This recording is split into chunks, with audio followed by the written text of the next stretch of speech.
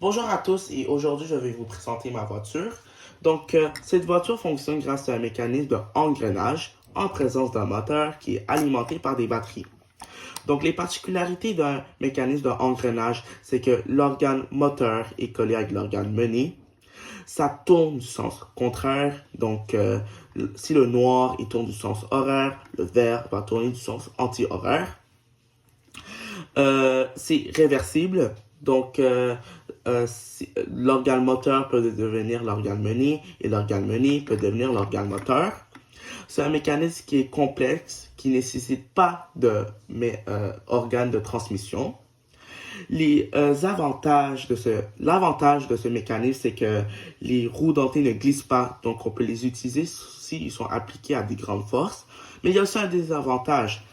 Ça fait du bruit et ça produit de la vibration. La vitesse de la voiture. Donc pour 1 mètre, elle avait parcouru 6 secondes. Donc pour 5 mètres, on veut savoir elle a parcouru combien de secondes. Puis on a effectué le calcul croisé. On a fait 5 mètres fois 6 secondes divisé par 1 mètre pour que ça donne 30 secondes. À 5 mètres, elle a parcouru 30 secondes. Mais nous, on veut savoir par mètre par seconde, elle a parcouru combien? J'ai effectué le calcul suivant. 5 mètres divisé par 30 secondes, ce qui m'a donné environ 0,17 mètres par seconde. Les erreurs à corriger.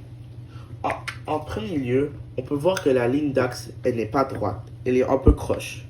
De plus, les roues d'en arrière, elles ne sont pas bien sablées. J'aurais dû mieux les sabler pour qu'elles soient complètement rondes. Ces facteurs sont importants pour que la voiture circule tout droit. Aussi, la roue dentée, c'est un mécanisme de transmission de mouvement.